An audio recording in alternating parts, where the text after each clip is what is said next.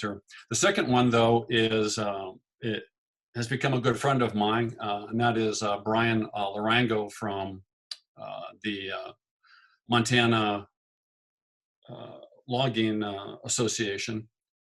And we've been working with them for a number of years, and Bryan's going to talk about some of his most recent work and safety leadership that he started with these folks.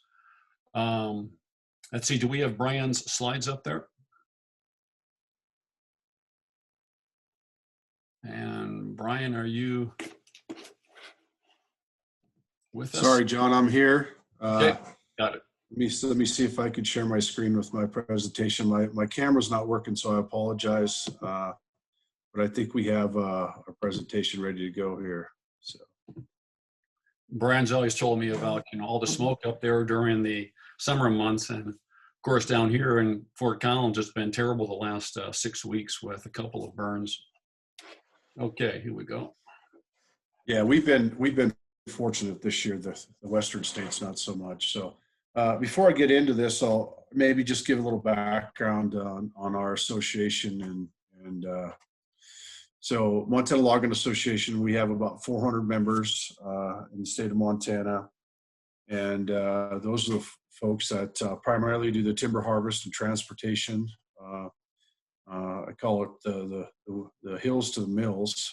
So we represent those folks, and we provide on-site safety to our contractors. And so we have 3 employees, one including myself, that do on-site safety stuff with our contractors, and we provide our workers' compensation insurance to our contractors. Where this project originally started was we have a lot of, primarily the businesses are family businesses, second, third generation. And what we see is that, and it's predominantly male, very independent. What we've seen is that a lot of the maybe second or third generation that we see potential as leaders or owners of potential businesses as they transition, they can run a piece of equipment. They understand everything that needs to be done day to day, running the operation, but they struggle maybe a little bit with dealing with people and just the soft skills. So this is where we started this program, and just again, it's primarily focused on safety. But we got in a lot of the touchy-feelies that a traditional logger maybe is really uncomfortable with, which is a good thing. So I'll get into that. And so we had 3 workshops spread around the state. Geographically, our staff is spread around the state to serve our membership needs. So we thought it was crucial for us to host a workshop in each geographical area in the state. That would bring in the participants, and they would get to maybe know Montana's a big state, so we thought our contractors and the employees that were in this, they travel around, they get to meet other people, get to see a different geographical part of the state, and we thought the networking that came out of this was as important as any of the actual curriculum that we had. So that was the focus of that. So again, February we started there. Hopefully we were gonna be done way sooner than this, but as you well know, we had COVID and just logistic issues that come with that. So the goal of the program is advance the skill set needed for being successful in the ever-changing environment of the logging industry. So our first program was in Helena. In the focus of that seminar was Jason Todd-Hunter, my coworker. He serves our membership in Central Montana, safety-wise, but he's also wears a different hat and does state policy. So as you'll notice the picture in the bottom right, that's a tour of the state capitol. He spends a lot of time. We have a legislative session every other year. So he spends his time there every other spring. We got this is also where Montana State Fund is located. That's our primary workers' compensation insurance. They opened their building and allowed us to use it. We did a workers' comp 101, talked about injuries and early return to work program, cost of claims, and just understanding just the severity of workers' compensation to be competitive within our industry. It was very well received, and Montana State Fund really rolled out the red carpet for us in our class. We also did a panel in regards to public engagement and working with elected officials. Again, we dabble in policy besides just safety, and that's a primary focus of what we do. We're constantly in meetings in regards to federal, state agencies, and working with those folks to make sure we're getting timber harvest done on our national state lands. We had benefits of engagement in local state government. We had a lawyer come in and talk about that. A gentleman that Jason Todd Hunter, my coworker, works with at the legislative level every other year. The colors training, and this is probably one that, looking at the survey, come in as the most highly recommended. I don't know how many of you guys have done the colors training, similar to Myers-Briggs. Just get you thinking about how do you interact with other people. And we've done it as a staff with our association and had good feedback. We've done it with our leadership within our association, and that's went very well. And just, I thought it kicked off our leadership program very well. And then we followed that up with a Capitol tour. And we do have some of our members that we asked to come to the Capitol to testify. So Jason giving us the rundown of where to go and the protocol of addressing a committee and that kind of stuff was pertinent. So that was our Helena seminar or workshop. I'm going to try to pull up this, if possible, this video. And this is some feedback. I did an interview with two of our members, both cousins that are in the transition period of buying out their family business, and we did some interviews. So I'm going to try to pull this up and see how it works.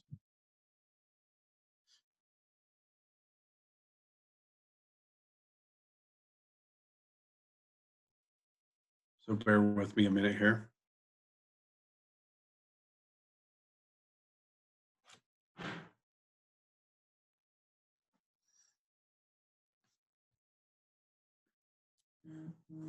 Yeah, it looks like it's slower than what I'd like, and I apologize about that. Let's just scroll to the next one here, if we can.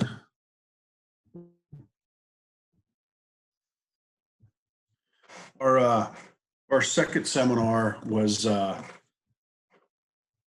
Kalispell, and that's where our office is located in the northwest corner of the state. And the focus of this was a little bit of workforce development, talking about training employees, recruiting, training, and retaining employees. So we did a focus on this workshop, branding your business. A lot of this had to deal with marketing and a social media presence and being professional. We had government contracting and negotiation.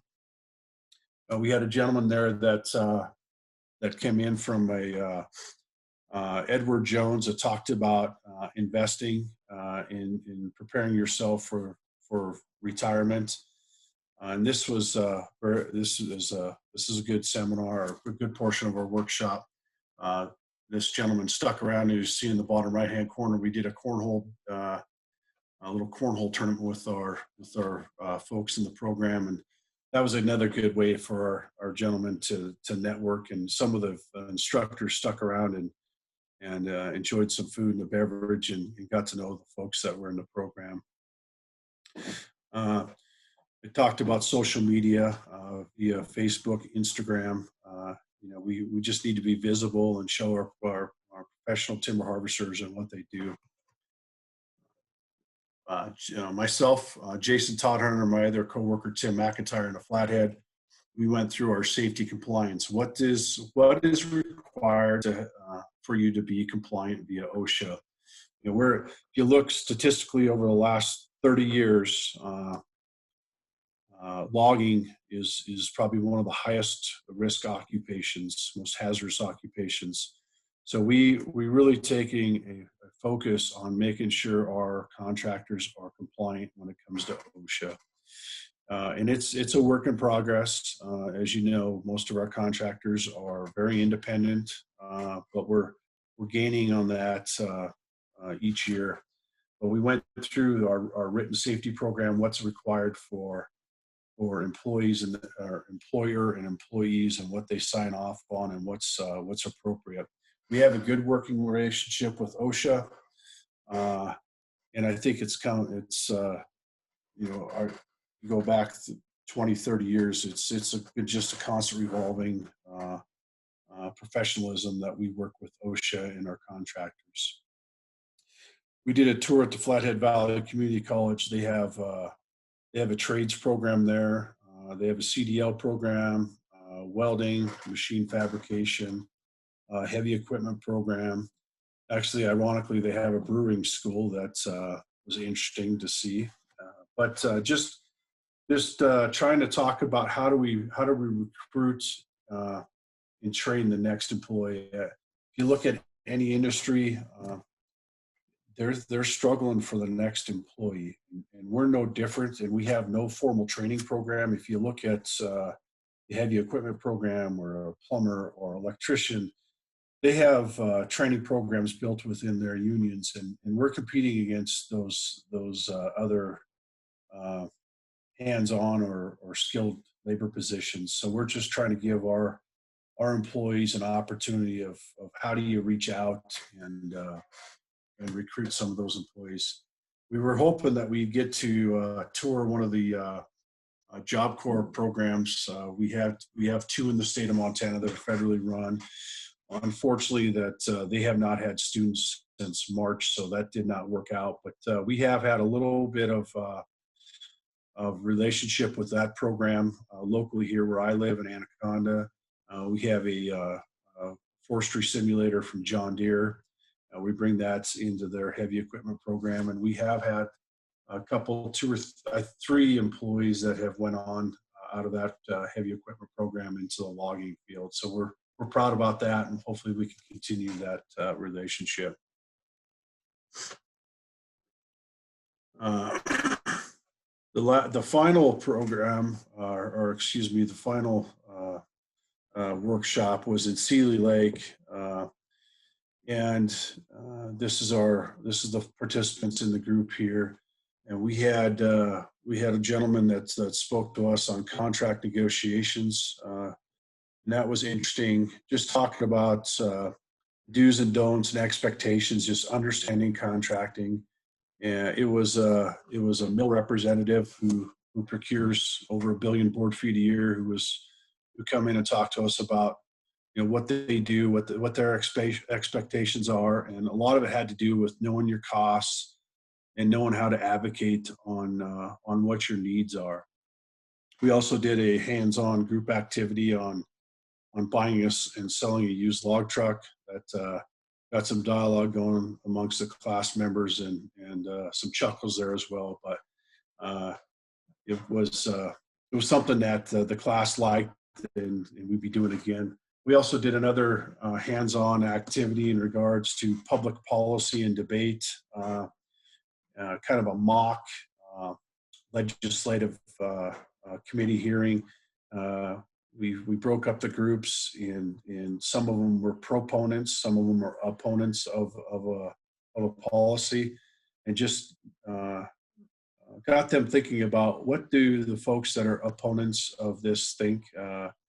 And some of them were controversial topics that our industry hears about a lot, and just put a different light, a different spin on those folks that maybe are not favorable towards timber harvest. We had a gentleman, guest speaker, come in and talked about leadership. Gentleman's name was John Kanoki, and he's got an interesting background.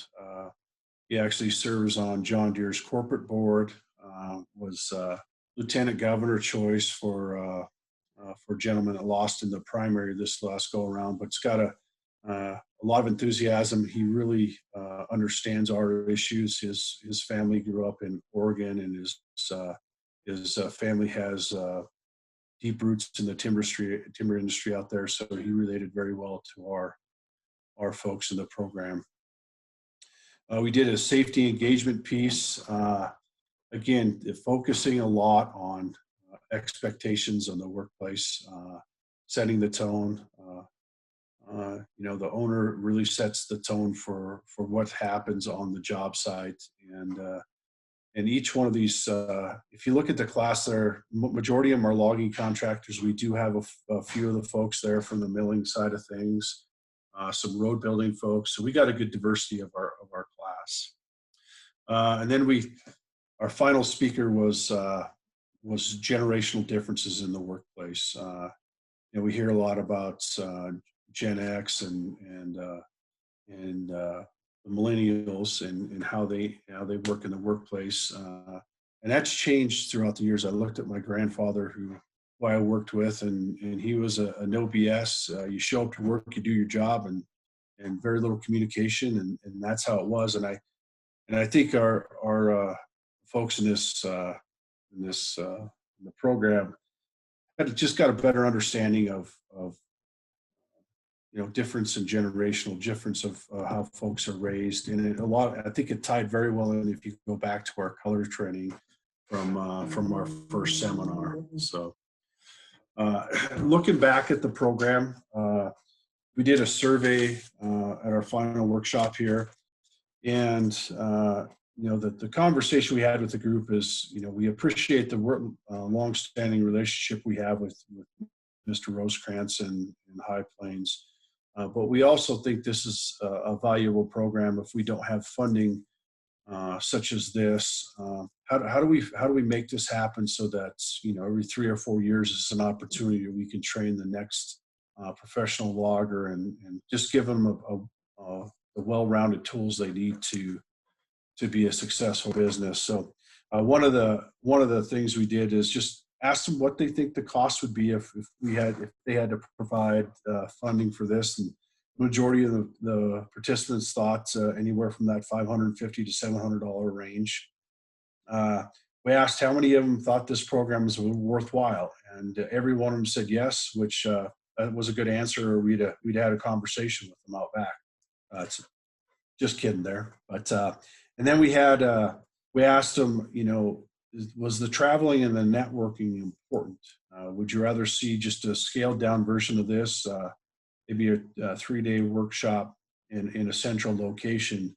And the majority of them did not want that. They liked the traveling, they liked the networking, they liked to see the different geographical areas in the state, and that was good to see.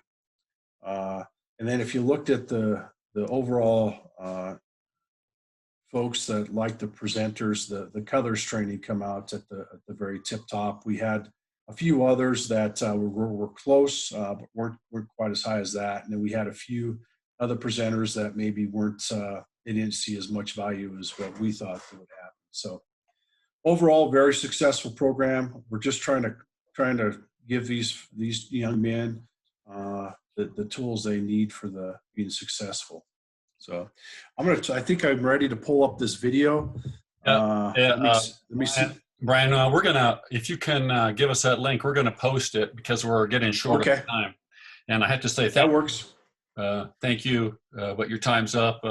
This is like a debate, thank you, but we have to go on. No, if you can put that link in the chat, then we can pull that up a bit later. Will do. Thanks, John. Okay.